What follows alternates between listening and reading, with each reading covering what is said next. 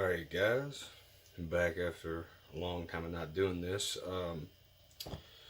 This video is going to be about the best battle rifles. And what I mean by battle rifles, I mean 308 or above, or around 308 caliber, above the intermediate 7.62 by 54 or 30-06, along those lines. Something with some real knockdown. I've done a lot of research into this, and this is my choice. I just bought. It's a Springfield M1a. M4 Army issued it as an M14. So the M14 was also select fire in the earlier on days, but I'm not going to go into that right now. This is about just battle rifles in general. So the three I had majorly in mind was the DSA FAL, just FAL in general, the PTR HK G3 clone, and then the Springfield M1a and a couple variants of the M1a. And when I held all three of them at the gun store, the DSA FAL, and from what I've seen on the reviews, was one of the best combat rifles you could come up with. It handles great, the ergos are great. Safety maybe need to be altered to extended safety, which is not hard to do. But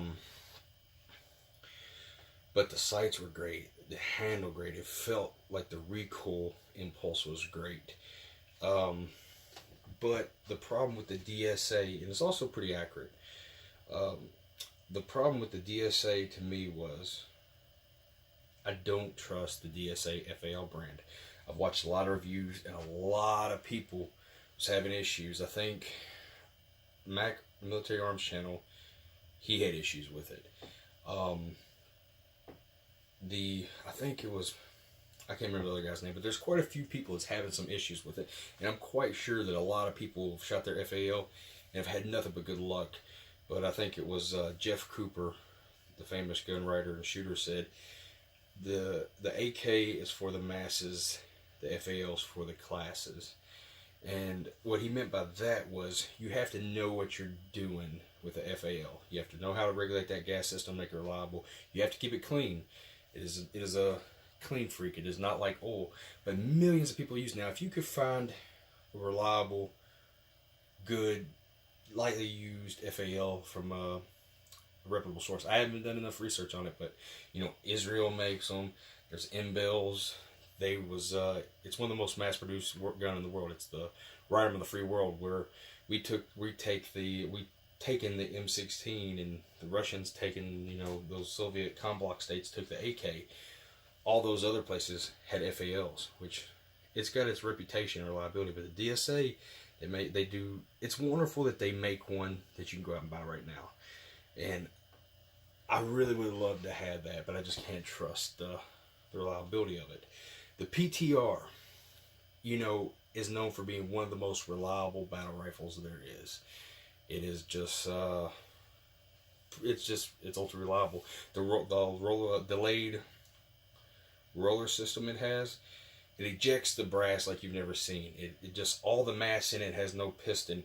It just, all the mass in it. I'm pretty sure it doesn't. I could be wrong, but I know the way it is, that all the mass in it comes back with force. That's why it recoils quite a bit. I've heard people say it recoils light, and I've heard people say it recoils great. I shot a Setmay when I was younger. I was a young man. I don't really have an opinion on it. It didn't recoil too crazily that I remember, but Setmay's a little different. Pretty much the same design. My problem with the PTR was the weight. The front end weight was pretty obnoxious, especially if you go quad rail. It's one of the most if you put the little metal quad rail that comes on it from the factory, it's one of the heaviest rifles I ever felt in my life, especially if you want to start adding weight to it. And for one or two shots, that ain't bad, but just holding it in the gun shop, like I would be aiming it. I'm a strong guy, and I was feeling a little fatigued. I could just tell that my arm was getting tired out front, just holding it steady. I could see that becoming a problem. Like someone said, it handles like a club online in the forums, and I can almost agree. It's It's a wonderful gun. I may buy one in the future just because it's an accurate gun for what it is, for a $1,000 308 battle rifle, hashtag sapper. It would make a very good DMR rifle for cheap. And I would probably, the safety, if my hand's not on it correctly, could have problems engaging that thumb safety. And so I'll probably adapt it to extend it. I kind of want one in the future anyway. Maybe hunting, throw a small mag in it, semi-automatic, just something to tinker around with. The sights on it are pretty horrid also. So it had a few things kind of against it for what I wanted this to be. And now we come to the M1a. The M1a is a modified M1 Garand. That's all it is. It's got a box magazine, a little tweaking to the gas system and stuff. And everything else is stock the same. Well, it's also 308 versus 30-06, which they're almost identical, except for the 308 is better ballistically. It's a shorter, anytime you have a shorter round, it's generally, I can't think of the word, but a more ballistically efficient round. It's got higher compression, which gives you more bang for, your buck, and it's a flatter round. It's to 500 yards, 30-06 drops a lot. This is pretty good. It's one of the flattest shooting rounds of this category. And the sights are amazing. The balance is amazing. Look, let me see right here. It'll almost, this is loaded, it's not got one in the chamber, but like, if it wasn't loaded, it would bounce perfectly. It bounced right here, and I mean, it feels very comfortable. You can hold on to it all day. Now, the variations of this, you got the SOCOM, which is 16-inch barrel. You have a Scout, which I'm pretty sure is 18-inch barrel, and this is the 22-inch barrel variant. I looked at the SOCOM. I had an amazing deal at the time on SOCOM. Amazing. It was like $1,200, which those run up to $1,800 if you go to the wrong gun store.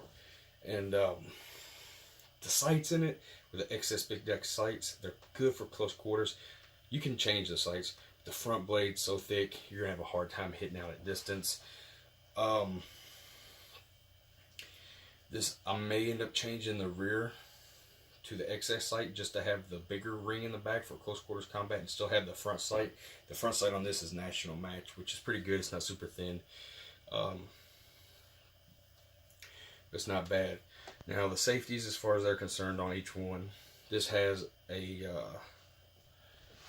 safety in here, which when you put your finger in that trigger, you push forward and you disengage it. It's pretty simple, and disengage just pull back. Now, the DSAFL had a pretty good safety. I would still extend that, but I could live with it. And then the PTR safety has a little bit of issue. Now, trigger pull, this and the DSA have the best trigger pulls. PTR is a rough one, but it's not undoable. Like I say, you can change triggers in all three of these pretty simply. Reliability on this gun is absolutely amazing. It's pretty much the Garand. It won us World War II. It's Patton said it's the greatest battle rifle, or the greatest thing ever invented, or greatest thing implemented in the military. And that's World War II style, but back then, the follow-up shots you get on this, the recoil isn't too bad in this. It's very manageable.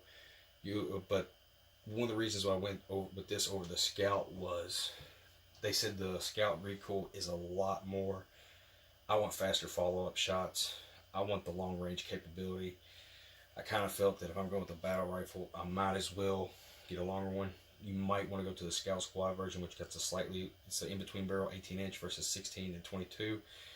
But that gun generally runs a lot. I got a pretty good, you can catch a pretty good deal on these compared to that one sometimes. Light mounting options, FL, you got to buy I think it's like a $400 quad rail, unless you drill out the front end and have a do-it-yourself kind of rig up something. What I'm going to do on this is I'm going to put a light right on the front of it, because I have to have a light on anything. I may use it at nighttime. I'm not so big on red dot sights myself. They fog up. I keep my house cold when I go outside at night. Some goes bump. Although I know you can use it without it, but that's another story. I just don't like it. A couple other variants that I didn't really take too seriously. I mean, I take them seriously, but just wasn't really what I was looking for. Was like the Vepr 308 or 762 by 54 Russian, or the AK 308 variants. You know, I might mess around with them, but that would probably be a pretty solid bet. I'm not sure what the prices run on those nowadays. I haven't looked into them. I may even get one in the future. Because the Vepr, it's got pretty moderate accuracy, 1.25 to 1.5 MOA, which is, I guess, some of the lines you'll get with one of these that's not national match. The PTR is supposed to have pretty good reliability. I've seen some people take some pretty long shots with them, which you can do on this one. Probably the FAL too. I haven't, once I decided not to go with the DSA, I didn't look into the accuracy that other people was having off of the FAL. I don't pay attention to forums because you'll hear everything on the forum talking about keyholing at 2,000 yards. You know, just watch videos, see some proof for some trustable people. RFB, I like Kel-Tec a little bit. I don't trust them too much, not with my life and all the money. Now another thing, I generally go for reliability and track record. If I want something, I don't want to have to guess whether or not it's going to be great. All three of those rifles, the FAL, the M1a, the DSA, they all have amazing track records. Years and years of service you can look into and just see how reliable they are. The new 308s, like the Savage, the Smith & Wessons, I love them. If they're lighter weight, they got better ergonomics. But I've seen a lot of people have issues with reliability. It hasn't been picked apart like some of these other guns are, like the AR-15, and customized to be just ultra reliable. I don't trust them yet. I'm sure some of them will last forever with no issues, but I've seen a lot of people have malfunctions with different kinds. There's not enough information for me out there. Maybe one day they'll be the next best thing ever. But if that was the case, I would definitely go on. They're cheaper. You can get one for $800 to $1,000. It's completely ergonomic. You can set up whatever sight system you want. It's super quick. It's ready to go. But I just don't trust the reliability of them. I'm going to go with tried and true. This gun will work. When you load the magazines on all these old magazines, you want to put 19 in on it. Other than that, you're supposed to be good. This can be kind of a pain to disassemble. If you're not very good with disassembling a rifle, that might be something to take into effect and look at the other options. I think anybody can generally do it, but I've got friends that own guns and I gotta help them take them apart, you know, like a 1911 or something. It's definitely more cumbersome than that. The bolt system, it's a nightmare. I'm never looking forward to it. As far as these on accuracy, if you want to pay $3,000-$4,000, you can definitely get sub MOA out of them. I would use one of these before I would a Knight's Armament or something. People have too many issues with those, and I think those guns are $5,000 plus. Maybe I'm way off. Maybe they're a lot more now. I think that's what they was. Maybe 7 or 8 for all I know. I think that's about it, guys. It's my view on the best battle rifle. Alright, guys, more videos to come.